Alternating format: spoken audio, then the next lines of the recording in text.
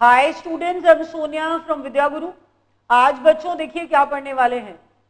याद रखिएगा, बैंक के पेपर में ज्यादा वेटेज होता है क्लोज टेस्ट का, एसबीआई हो आईबीपीएस हो। ऐसा नहीं कह रही हूँ सारे एग्जाम्स में नहीं आता, पास्ट के पेपर्स उठा के देखिए, क्लोज टेस्ट आपको दिखेगा ही दिखेगा। बच्चे कहते हैं क्लोज टेस्ट क्या होता है। बच्चों एक पैसेज दिया हुआ है, उसके अंदर ब्लैंक्स बनाए हुए हैं। यहाँ पर देखिए मैंने ब्लैंक्स बनाए हैं, तो जो ब्लैंक्स मैंने बनाए हैं उनके ऑप्शंस आपको नीचे दिए हुए होंगे। आप उन ऑप्शंस में से चारों ऑप्शंस में से एलिमिनेट करिए और राइट वर्ड को लगा दीजिए। ये है बच्चों क्लोज टेस्ट। तो वेटेज ज्यादा होगा बैंक्स के पेपर में, ध्यान रखिएगा। स्टार्ट करने वाले हैं क्लोज टेस्ट। जरा एक बार पहले पढ़ें कि पैसेज का फ्लो कैसा है, किस बारे में बात कर रहा है, तो थोड़ा आइडिया लेते हैं, साथ के साथ चलते जाएंगे। पहला सेंटेंस कहता है बच्चों, between the year 1946 and 1995 I did not file any income tax returns with that dash statement. With that dash statement, Ramesh embarked on an account of his encounter with the IT department. I originally owed rupees 20k in unpaid taxes. जरा ध्यान से देखिएगा, एक आदमी है, रमेश है, क्या कह रहा है, 1946 से 1995 तक मैंने टैक्स ही नहीं पे किया। बच्चों कहता है 1946 से 1995 तक मैंने टैक्स ही नहीं पे किया। जरा कॉमन सेंस लगाइए और ऑप्शन देखिए बच्चों, जल्दी करना होता है क्वेश्चन। तो डीवियस, ब्लंट, टैक्टफुल एंड प्रिटेंशियस, कैसी स्टेटमेंट थी? अगर कोई ओपनली बोल रहा है कि 1946 से 1995 तक मैंने टैक्स पे नहीं किया, तो बच्चों ये स्टेटमेंट है ब्लंट। कैसी स्टेटमेंट है ये? ब्लंट स्टेटमेंट है। ब्लंट के मतलब, मैंने कहा ब्लंट का मतलब आप जानते हैं, ब्लंट का मतलब स्ट्रेट फॉरवर्ड वाला, ओपन स्टेटमेंट वाला, रूड वाला। तो मैंने कहा ब्लंट यहां पर स्टेटमेंट है, ओपनली स्ट्रेट फॉरवर्ड तरीके से बोल रहा है कि मैंने 1946 से 1995 तक टैक्स पे नहीं किया। अब क्या हुआ? अब कहता है बच्चों रमेश एम्बार्क्ड। एम्बार्क का मतलब बच्चों फॉर यू स्टार्ट करना होता है, बिगिन करना होता है। कहता है Ramesh embarked on an account of his encounter with the IT department। अब ऐसी बात करेगा तो फेस ऑफ तो करना ही पड़ेगा। IT डिपार्टमेंट के साथ फेस ऑफ हुआ। क्या कहा? कहता है I originally owed rupees 20k in unpaid taxes। Ramesh कह रहा है कि मुझे कितना टैक्स पे करना था, 20k। उसके ऊपर लोन है, ये डेट है बच्चों। वो करता है 20k, जो टैक्स उसने पे करना था, दैट्स द मेन अमाउंट जो पे करना था। किसको? टैक्स में रमेश को। आगे बढ़ते हैं बच्चों। कहता है with dash and dash the 20k became 60k। जरा ध्यान से देखिए, थोड़ा सा अगर दिमाग लगाएं तो कुछ चीजें नोटिस करते हैं। कहता है 20k से अमाउंट कितना बन गया? 60k, 20k से 60k। जरा दिमाग लगाओ बच्चों, सेकेंड और थर्ड। मेरा धीरे बोलने का पर्पस ये है बच्चों आपको समझ आए, बट आपको जब एग्जाम में क्वेश्चन करना होगा आपने जल्दी करना है, क्योंकि मैंने आपको समझाना है बच्चों, इसीलिए मेरी स्पीड थोड़ी कम होती है। ध्यान से देखिए क्या कहता है। सेकेंड में कहता है interest, taxes, principal and returns. जरा ध्यान से सोचो बच्चों, आपने सिर्फ इतना देखना है, मुझे 20k से 60k पे पहुंचाना है। 20,000 से अब उसको पे करना पड़ रहा है टैक्स 60,000 का। तो ओरिजिनली अगर बच्चे मेरे को कहते हैं मैम प्रिंसिपल क्यों नहीं है, प्रिंसिपल क्यों नहीं है, प्रिंसिपल और फाइन होना चाहिए। ज्यादातर बच्चे मेरी क्लास में आंसर ये देते हैं, कहते हैं मैम प्रिंसिपल और फाइन होना चाहिए।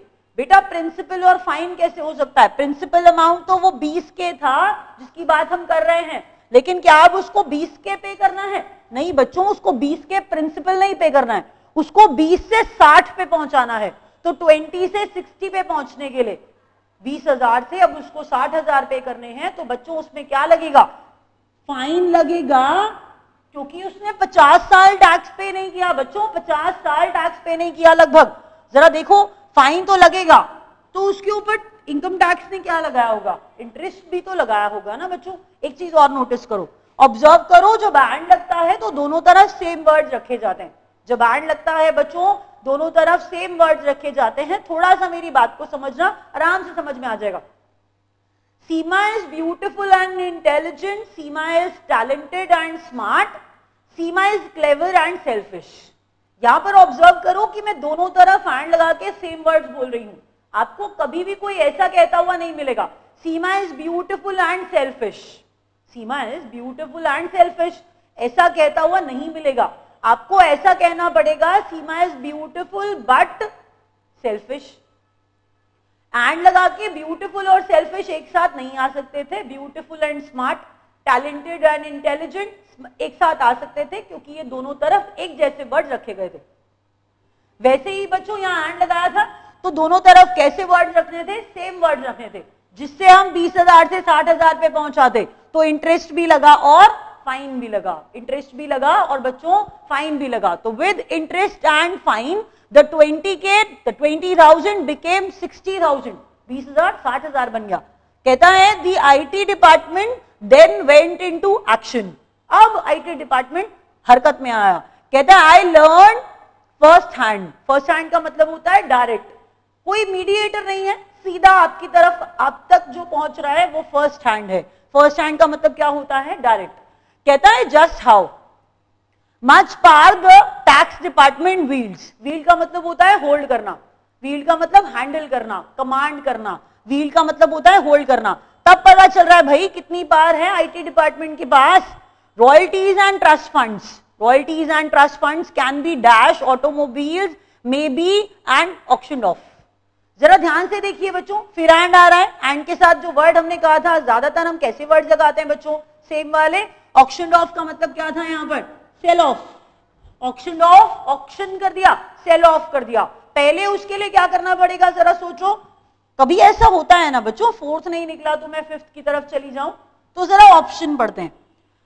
बेचने के लिए आईटी डिपार्टमेंट को वो चीज अपने पास लेनी पड़ेगी ना, पहले बेचना है, सेल ऑफ करना है, तो आईटी डिपार्टमेंट को क्या करना पड़ेगा, पहले वो चीज अपने पास ले लेनी पड़ेगी। तो वो चीज को क्या कर लिया आईटी डिपार्टमेंट ने, स्मैश कर दिया, सीज कर दिया, डिसमेंटल कर दिया या फ्रोजन कर दिया, जब्त कर लिया, सीज कर लिया। क्या कर दिया बच्चों, सीज कर दिया। आईटी डिपार्टमेंट ने पहले जब्त कर ली चीज और उसके बाद क्या कर दिया, उसको सेल ऑफ कर दिया, ऑक्शन ऑफ। अब जरा दिमाग लगाओ, यहां पर सीज आ गया, पांचवे का आंसर बच्चों सीज आ गया। जरा एक बार ऊपर चलते हैं पहले वाले ऑप्शन की तरफ, trust funds can be dash automobiles. यहां पर रॉयल्टीज एंड फंड्स भी तो एंड लगा के सेम सेम वर्ड्स आ रहे हैं। देखो रॉयल्टीज भी फंड्स है, ये फंड्स, तो एंड लगा के दोनों तरफ सेम वर्ड्स आ रहे हैं। जो बात मैं कह रही थी उसी के ऊपर रीएम्फसाइज किया आपको दिखाने के लिए दोबारा। बच्चों royalties and trust funds can be dash. अब यहां पर ध्यान से देखना, ऑटोमोबाइल्स है, ऑप्शन बढ़ो पहले, क्लोज्ड, डिटैच्ड, अटैच्ड एंड इंपाउंडेड। ज्यादातर बच्चे ऐसा कहते हैं मैम इंपाउंडेड होगा, और कह देते हैं कि मैम इसका मीनिंग नहीं पता इसलिए ये आंसर होगा। बच्चों इंपाउंड का मतलब होता है होल्ड बैक, इंपाउंड का मतलब होता है जैसे घेराव कर लेना, जैसे कॉर्डन्ड वाला। मैंने क्या बोला बच्चों, इंपाउंड का मतलब क्या होता है, घेराव वाला, होल्ड बैक वाला। तो वो घेराव वाला, होल्ड बैक वाला मीनिंग वहां नहीं है। वहां पर मीनिंग कैसा है, अब क्लोज्ड और डिटैच्ड नहीं, आंसर अटैच्ड है। क्यों, क्योंकि अटैच्ड का एक लीगल मतलब होता है, अटैच्ड का एक लीगल मतलब होता है। यहां पर रॉयल्टीज और ट्रस्ट फंड्स, अटैच्ड का मतलब वो वाला अटैच नहीं है बच्चों, लीगल का मतलब, लीगल मतलब जो होता है रॉयल्टीज एंड फंड्स का मतलब होता है एक्चुअल में, वहां पर चीज को क्या कर लिया हमने, टेक बैक कर लिया है, हमने उसे ले लिया है। तो जिस चीज को रॉयल्टीज और फंड्स को आईटी डिपार्टमेंट ने क्या कर लिया था, टेक बैक कर लिया था, ले लिया था, हम उसे क्या कह रहे थे, हम उसे कह रहे थे बच्चों अटैच्ड। अटैच्ड का मतलब होता है कोई लीगली लॉ वाले मैनर में, उसका मतलब होता है किसी चीज को ले लेना, किसी चीज को ले लेना is what attached means. Legally किसी की प्रॉपर्टी को अगर ले लिया जाए, लीगली अगर किसी की प्रॉपर्टी को ले लिया जाए तो हम उसे क्या कहते हैं बच्चों, हम उसे कहते हैं अटैच्ड। तो अब ये वो वाला मतलब है यहाँ पर, वो लीगल वाला, लॉ वाला, इसीलिए हमने यहाँ पर क्या लगाया कि रॉयल्टीज और ट्रस्ट फंड को ले लिया, तभी तो हमने क्या किया है उसे, वही वाला। अच्छा टेक बैक का मतलब क्या, जब्त करने जैसा नहीं। टेक बैक अगर प्रॉपर्टी ले ली जाए, प्रॉपर्टी अगर ले ली जाए लीगली किसी की, तो वो बच्चों जब्त करना, सीज वाला मीनिंग आ रहा है।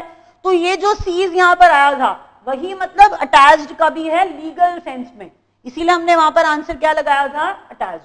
तो अटैच्ड, सीज्ड एंड ऑक्शन्ड ऑफ, ले लिया, जब्त कर लिया और बाद में क्या कर दिया, उसको बेच दिया। अब आगे देखिए जरा, nothing belongs to the dash until the case is settled. Nothing belongs to dash, who is that dash, जरा देखिए, कह रहा है उससे बिलोंग नहीं करता, कौन है ये, वो परचेजर है। क्या हमने पैसेज में कुछ खरीदने की बात की थी, नहीं। बच्चों को ज्यादातर कंफ्यूजन होती है इन्वेस्टर, विक्टिम और ऑफेंडर में। बच्चों यहां पर इन्वेस्टमेंट की बात भी नहीं हुई, इन्वेस्टमेंट की बात बिल्कुल नहीं हुई है, इनकम टैक्स पे करने की बात हो रही थी। तो जरा ध्यान से देखिए, विक्टिम तो बिल्कुल नहीं हो सकता क्योंकि ये बेचारा नहीं है बच्चों, इसने लगभग 50 साल से टैक्स नहीं पे किया, he is an offender, criminal है वो, उसने ऑफेंस किया है, ये क्राइम है टैक्स पे ना करना। तो मैंने क्या बताया बच्चों, विक्टिम बेचारा तो बिल्कुल नहीं है क्योंकि उसने टैक्स पे नहीं किया, इसीलिए हमारा आंसर क्या आता है बच्चों, ऑफेंडर। क्यों आ रहा है ऑफेंडर, क्योंकि वो टैक्स पे नहीं कर रहा था, तो वो बेचारा विक्टिम नहीं है बच्चों, वो क्या है, वो है ऑफेंडर, बिकॉज उसने क्राइम किया है। तो इसीलिए nothing belongs to the offender until the case is settled, जब तक केस सेटल्ड नहीं होगा तब तक उस ऑफेंडर से बिलोंग नहीं करता है कुछ भी। थोड़ा सा मुझे ऐसा लगता है कि मैं लिंक बना पाई हूं और आपको दिखा पाई हूं, थोड़े से वर्ड्स भी ऑब्जर्व करिए, मीनिंग अगर समझ में नहीं आता क्लोज टेस्ट निकालना थोड़ा मुश्किल होगा बच्चों, एक बार ओवरव्यू लेना जरूरी होता है पहले पढ़ के। मेरे पास टाइम कम था इसलिए मैं आपको पढ़ के नहीं दिखा पाई, अगर आप स्टार्ट करते हो तो पहले एक बार हो सके तो आप देख लेना, आपको थोड़ा सा ओवरव्यू मिल जाएगा। अभी रैप अप कर रहे हैं बच्चों, बहुत सारे वीडियोस और डलेंगे, अगर आपको ये वीडियो ठीक लगा हो तो प्लीज शेयर करिए। Thank you so much.